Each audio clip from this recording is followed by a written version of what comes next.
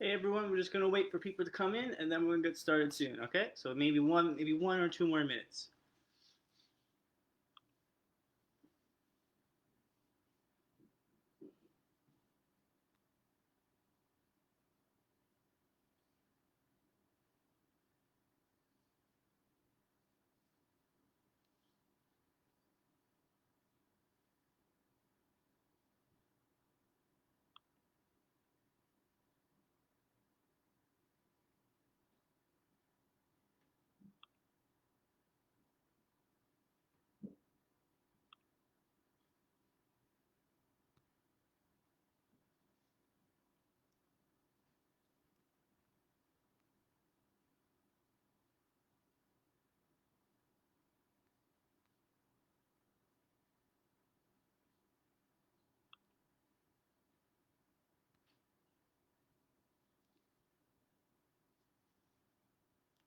The person watching it right now, you want to comment in the comment section so I know who you are, and maybe just call you by your first name, and maybe make this lesson more interactive, seeing that we only have just you for the day.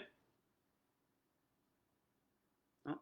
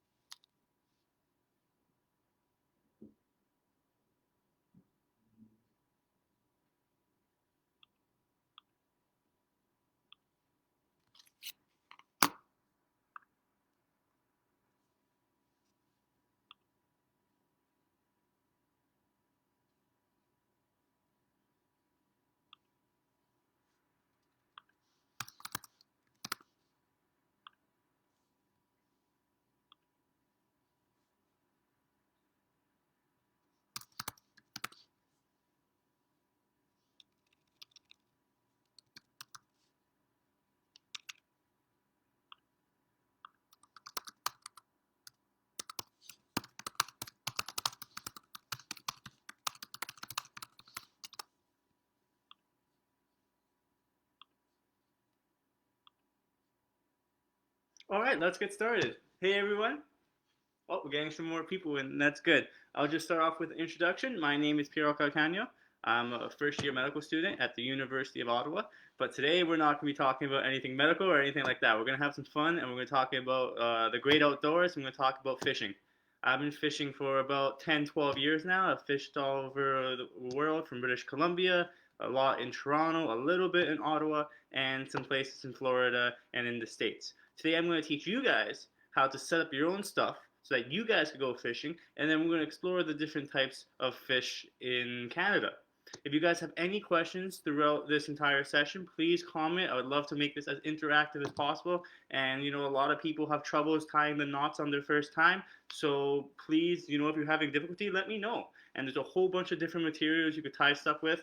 We're going to be tying stuff with fishing line. We're going to be tying stuff with floss. We have just, you can do a lot of materials you can use to practice. So if you've never done this before, don't worry about it, okay? So I want to get started with this. There's many things like it, but this one is mine. This is a fishing rod.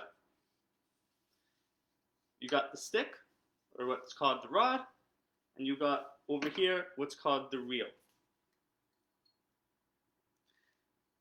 Now to set up a fishing line, it's very, very easy. You put string on the reel, and then you pull the string up. And you pass the string through these circles over here.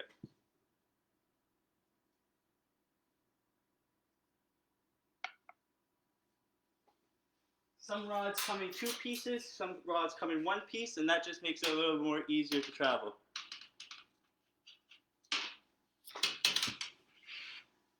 Morning, Natalie.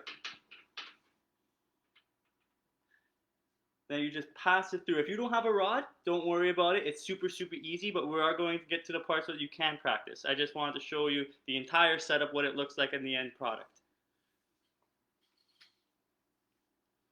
Then you pass it through all the lines. Very, very good. Now, we are going to be using dental floss or string or elastic bands, whatever you have at your house to practice. There's a lot of different stuff you could practice. But when it comes to fishing, there's many different types of lines.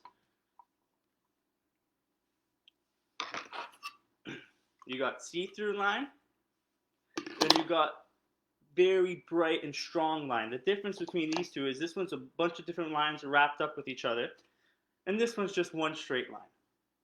But don't worry about the fishing line. Let's go to something that you guys probably will have around in your house. Floss. When I was a kid, I hated flossing, so my dad made me have this thing where we could practice fishing if I flossed my teeth. So we'd get some floss and we'd get to practice fishing. It was absolutely fun. So normally, we practice tying fishing knots with hooks.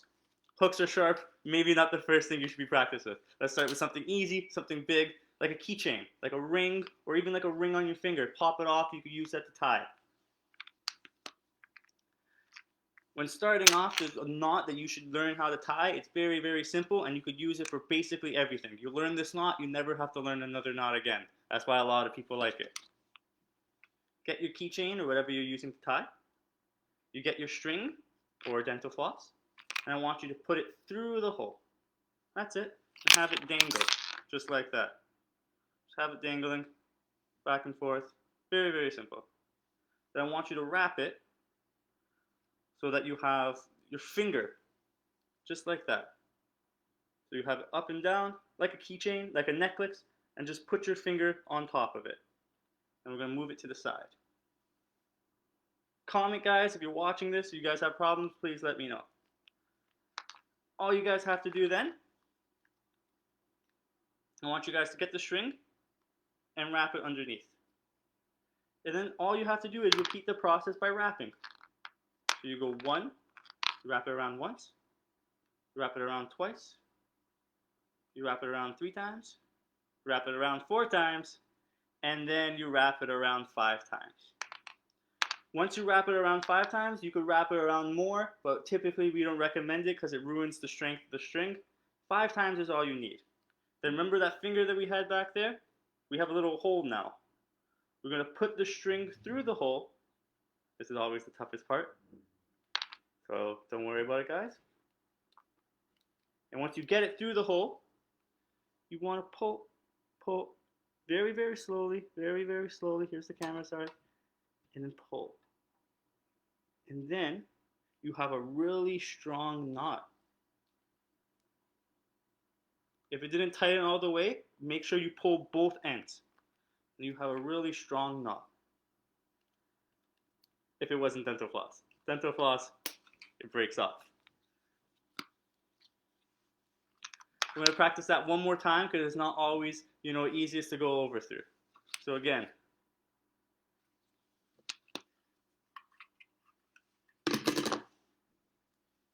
Get your string, get your keychain, put it through the hole, let it dangle,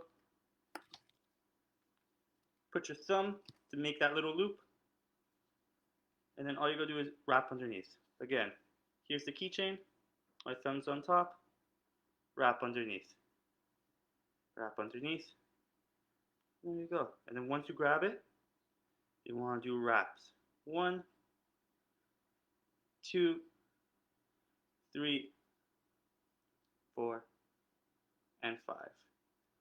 That little hole you made on top of your keychain where your finger is, and that's why the finger is important, because you gotta keep the hole.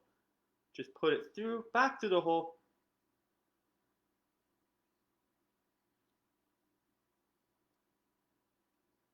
And then look at this. We'll go zoom in over here. You pull it tight. There you go. And then from there, fish.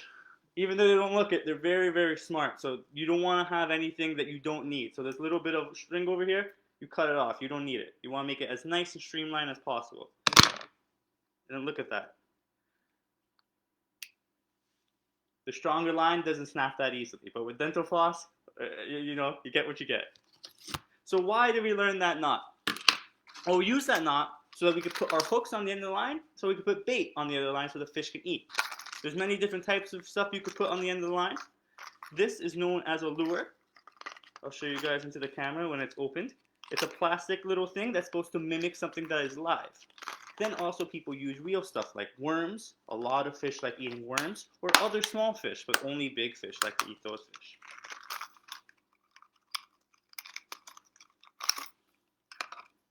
So if you see here, it's made of plastic. And then you do the same thing I just showed you, but instead of using a keychain, you use string. You put it through all things, hooks, lures. They all have a little kind of miniature keychain, I'm trying to show you. Right over there, see that metal thing? You pass it through that, that's what's known as the eye of the hook, and then you tie your knot.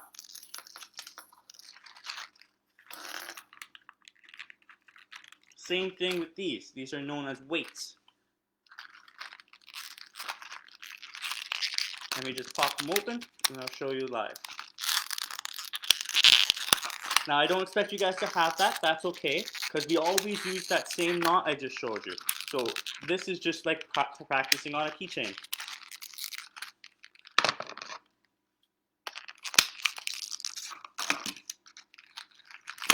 Just like that. So if I was doing a real setup, let's say I was going fishing, I'd get my string or fishing line.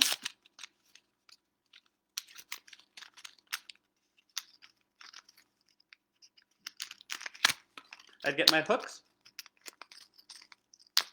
And there's many, many different setups you could do it, but I tie my fishing hook first.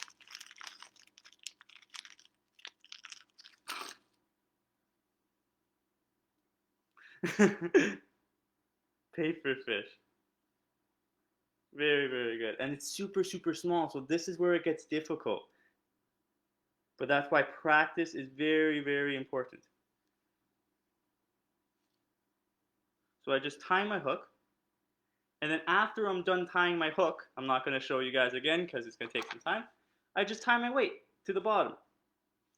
Now, why are we doing this? Ultimately, we're doing this to catch a fish or have fun in the process. But what different types of fish we could show? Well, I'm going to show you. Ottawa actually has a lot of different types of fish in the river and near like 20 minutes, 30 minutes drive from it. There's many different fish, from small fish to big fish.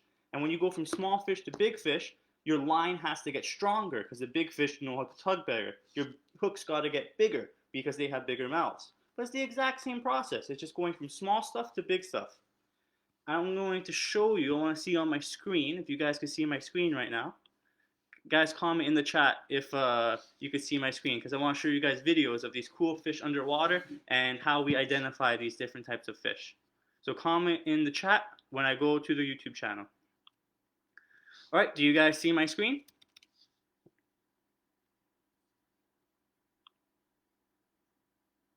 Guys, just let me know in the comment section and then I can start the video. I just want to make sure that you guys can see what I see. Do you see a video of fish?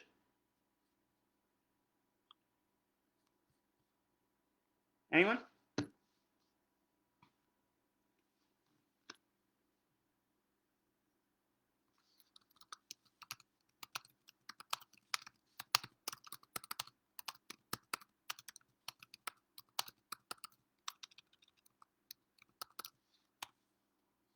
No.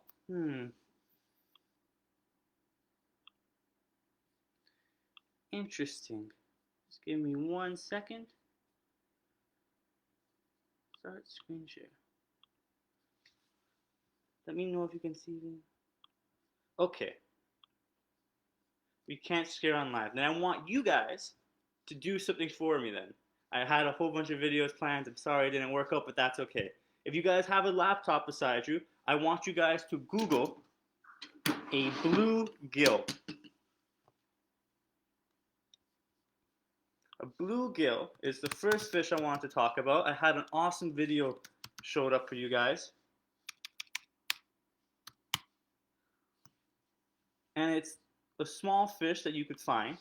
And the way you could tell from these fish, compared to any other fish, they have a little orange spot underneath their mouths. Comments are always slow to be on live. Actually, how about if I do this?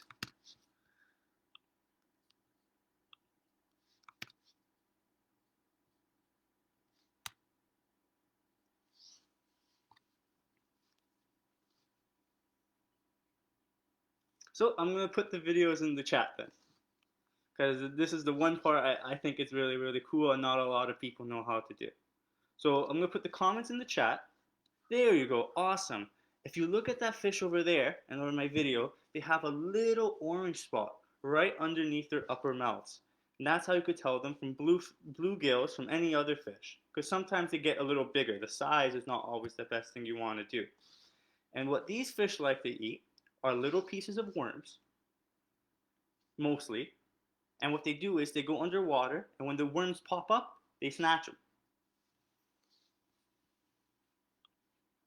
The next fish I want to show you, and this is an awesome video of a fish eating. It's one of my favorite fish.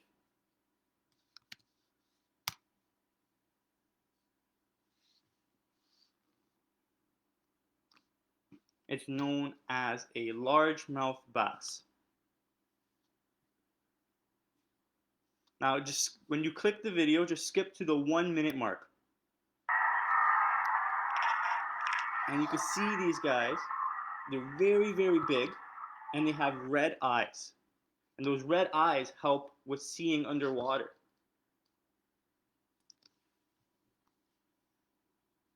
And they like to eat worms. They like to eat other little fish. And they even have been known to eat frogs and crayfish. So this is what a crayfish looks like. This is what I used to catch them. And they're kind of like shrimp. They're like Canadian shrimp. They have hard shells with big lobster claws on the top over there. That's what's known as a crayfish, and these guys eat them. And then the last fish I want to talk about is known as a pike. Now, pikes are really, really big fish, and although sharks don't live in Canada, these things are close to it. They are really, really big, and they have massive sharp teeth. If you click on that video and go a little bit forward into the video, you're going to see that big, long, skinny fish with a big snout. That's how you could tell it's a pike. And they eat basically anything. And I'm not saying that to be lazy. I generally mean they will eat anything that's in front of them. They're very aggressive, and most of the time they eat because they don't like being around stuff. So it's kind of like when you're mad on a Monday morning, like, shoo, get away from me.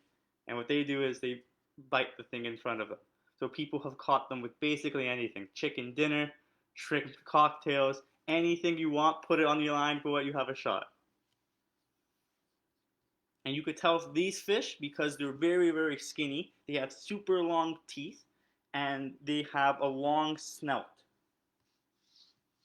So those are some main fish I want to tell you guys today, specifically the pike, because if you're swimming and you see some pike, I want you guys to stay away from the pikes.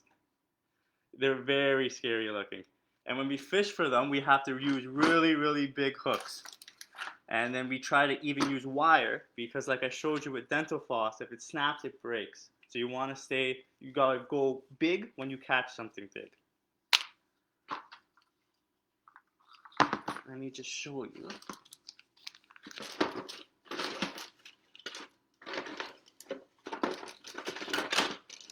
So when fishing for pike, I use this thing.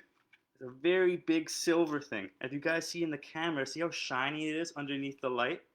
That's how shiny it is underwater too. So it gets the pike really, really mad, and then it eats it. And then you guys are wondering, when I say worms, what do I mean? Well, when it rains and there's things in the soil, worms come out. They typically look like this, like real worms. That's exactly what happens. Underwater, it's the same thing. Worms pop up, and bats come, bluegills come, and they eat it. So those are some baits that we could use. So worms are really, really good.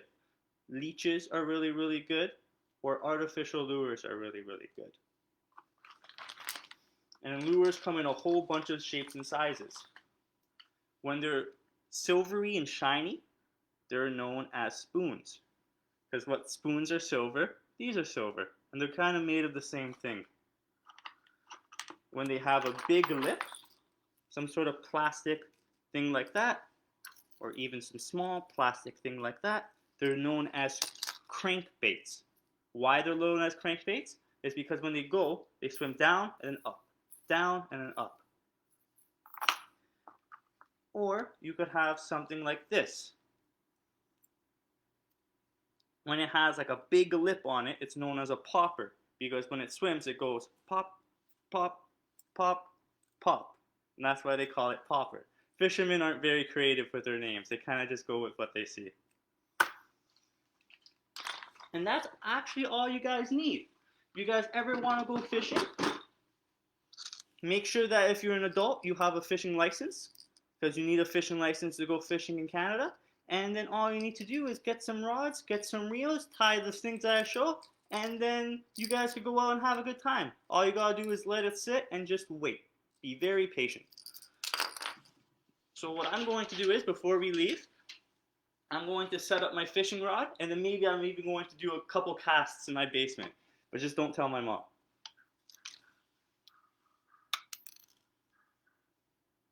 So you guys could practice with me too. Grab your fishing string, grab the thing that you were practicing, and then let's go fishing. So first I pass it through the eye. These little circle things, see right there on the rods, they're known as eyes. Again, they're called eyes because they look like circles, and eyes are circle. Fishermen are not the best at coming up with names.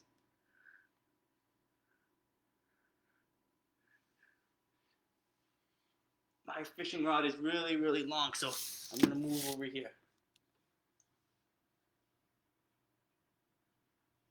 Fishing rods come in all shapes and sizes though. Typically, the longer the rod is, or the stick, the further you can cast, but the weaker it is. Because it has to be skinny at the top. And the last one always gives me trouble. There you go.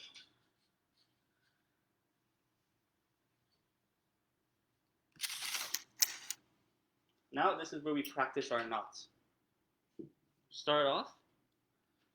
Let's go with something big so that you guys can see. I'll grab. You know what? This time, because I'm going to cast, I'm going to grab my weight.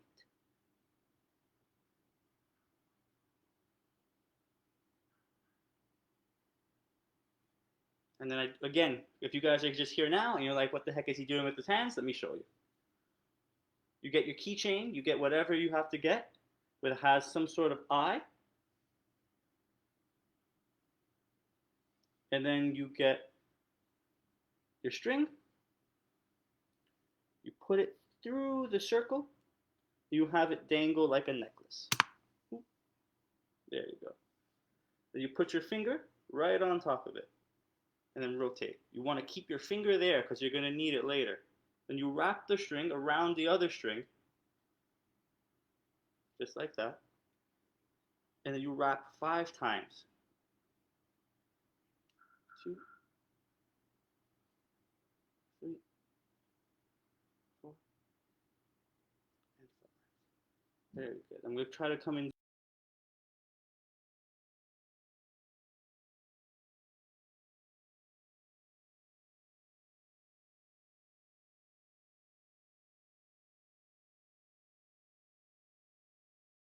and then just, it's nice and snug now, right at the top there. That's how you could tell when you have a good knot. All right, let's go fishing.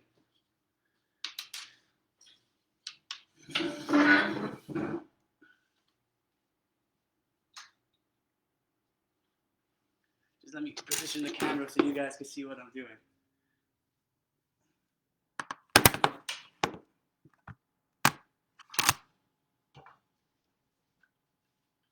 So I get my little fishing line, I flip this thing, and then whoosh. That's that. Alright guys, I hope you guys practice it at home. That fishing knot works for basically everything, but fishing especially. But it's good, it's just a strong knot. If you ever need to tie something, use that knot. And one more thing I want to tell you about the bluegill, because now I'm seeing that the names are so creative. A lot of people call these bluegill sunfish because of the yellow thing underneath their lower lip. So it looks like very, very bright, so they say that's a sun. Let's call it a sunfish. But actually, if you guys Google what a sunfish really is, it's a big, gigantic monster fish that's kind of like a disc, and it lives like 2,000 feet in the ocean. So they're nothing close to sunfish. Their actual names are bluegills. But if you hear sunfish, just go with sunfish, but their actual name is bluegill.